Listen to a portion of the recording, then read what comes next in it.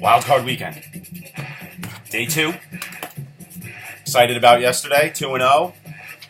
Kansas City moving on to New England. Pittsburgh. I could still hear the hearts breaking in Cincinnati. Pittsburgh moving on to Denver. We are on to day 2. 2 great games on the docket for the NFC. I got the NFL theme in the back, another one. Collect them all. And we're going to get right to it. 2 totally different games today, especially in terms of temperature, but we'll get to all the ins and outs. Here we go. Seattle visiting Minnesota. Minnesota getting 4 points. Home dog. Over-under is 40. Temperature -1 to start the game. Wind chill, they're saying between -19 and -26.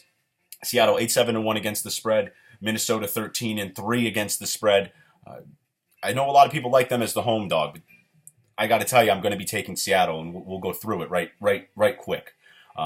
Minnesota, I love what Zimmer's done with this team. Mike Zimmer, you guys may have remembered him when he was with Cincinnati and with their defense all those number of years. Both him and Jay Gruden leading their teams today in the playoffs. But Zimmer's done an excellent job. He sets the bar very high. I'm high on Minnesota for the future. I think that they got a great base. Teddy Bridgewater, certainly the upside on him is immense. And of course, any team that has Adrian Peterson, certainly not one of my favorite players, but certainly a dominant force in the NFL. Minnesota winning the division for the first time since 2009, beating the Packers last week in the Aaron Rodgers era, something that is not done on a regular basis for them. Getting all their defensive starters back. Minnesota looks to be primed for this game. They'll also be standing in the sun today. I know that sounds like it's the dumbest thing ever when it's -15, 20 degrees with the wind chill. But let me tell you, that little bit is going to help a lot because it's just brutally cold today.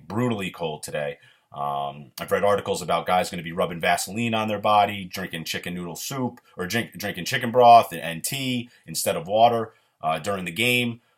It's just unbearable conditions out there. The real loser in today's game, no matter what happens, are going to be the fans that are sitting there. I don't know how they're going to be able to keep warm. I mean, you need an electric blanket to really withstand this. So that's for Minnesota. They seem to be coming in running on all cylinders. I think that they could keep it closer than they did in Week 13, where it was 38-7. They couldn't get the running game going. I believe Adrian Peterson only had 18 yards on 8 carries or whatever it was. They just didn't get him involved. Seattle really dominated that game. That's in the stretch that Seattle's been having, as many of people that have been following along. These last 7 games, Russell Wilson, 6-1, QBR of 132 and change, 24 touchdowns to 1 interception. Doug Baldwin has emerged as a top wide receiver, certainly in terms of, thrown to percentage, in terms of throws. When you get thrown to and he catches the ball, he's like at 80% of balls thrown his direction he catches. And we all know almost the league leader in touchdowns at 14, I believe he had. So Seattle really coming in here, like I said, fully focused. They seem to have turned their season around. I believe that happened back when Pittsburgh visited them and Doug Baldwin went off, and he has been doing so every week. Russell Wilson, the same thing. Certainly the defense, always a problem for any team that plays Seattle. They definitely make things difficult. I know they're going to make things difficult on Teddy Bridgewater today. The reason I'm really taking Seattle here, and I got to tell you, I wouldn't be opposed to taking the points here with Minnesota, but the reason I'm taking Seattle is there's a couple reasons. I think Russell Wilson is absolutely on a mission. Everybody's been talking about Tom Brady, and he certainly held up his end of the bargain. It kind of got lost in, everybody's high on Cam Newton, and then there's Arizona with Carson Palmer. People forget Russell Wilson has done this before. He's been in these scenarios. The only things that really bother me about what Seattle will be going through, Russell Wilson has lost his only start where the game was below 32 degrees, and that was in Kansas City, I believe, in 2013. And then you have Teddy Bridgewater, who has done a little bit better. He's 3-2 in games below freezing or 32 degrees.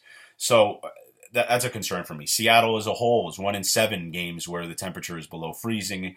As in terms for their, that's for their franchise. It's not something that they're typically accustomed to. But I'm going to give the nod to Pete Carroll. I really think that he's just an exceptional head coach. I'm not saying that Zimmer isn't. I love everything about Zimmer. He reminds me of a young Tom Coughlin. And I think Zimmer's going to have a great, great career in the NFL in terms of what he does to motivate his players and how he sets the bar high. But I got to give it to Pete Carroll. I think this whole team has started to come around and click. No Jimmy Graham, no Marshawn Lynch. It seems to be no problem. There's been no Cam Chancellor. They just every week they're rising up and doing something amazing. So I've been saying all season, you don't want to see Seattle in the playoffs. I'd be a fool to not take my own advice.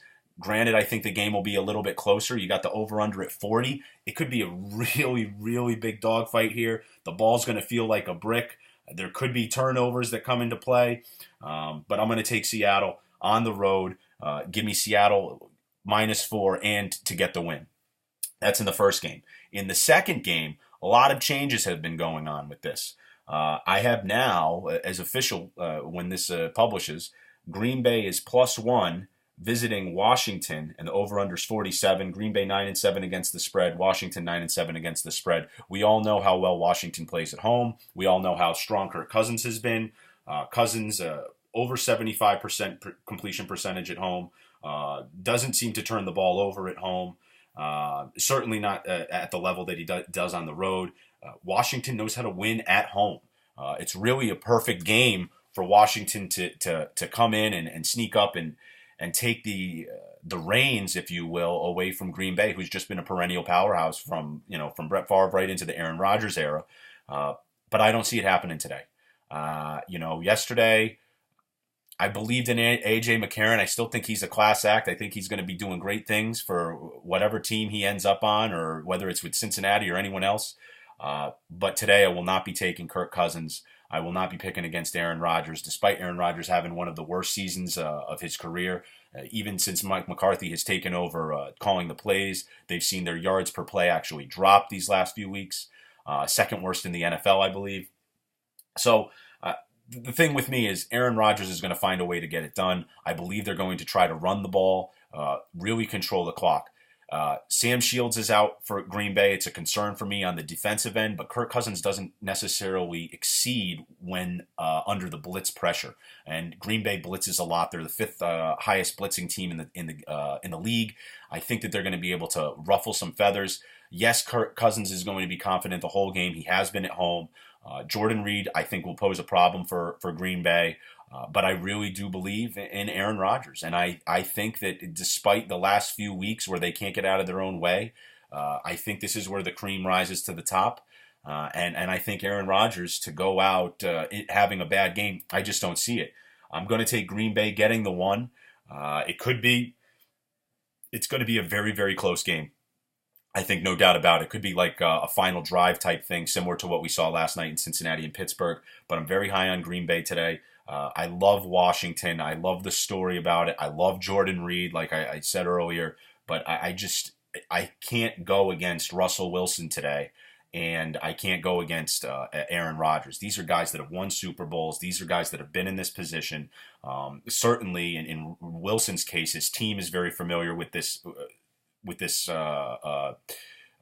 this level of success and being able to handle it. With Green Bay, Aaron Rodgers is not the only guy in that locker room that has tasted the championship, with McCarthy in there as well. I'm going to rely on their success. I just feel like after last night, it's just going to be a tough week for anybody that has any ties to Cincinnati.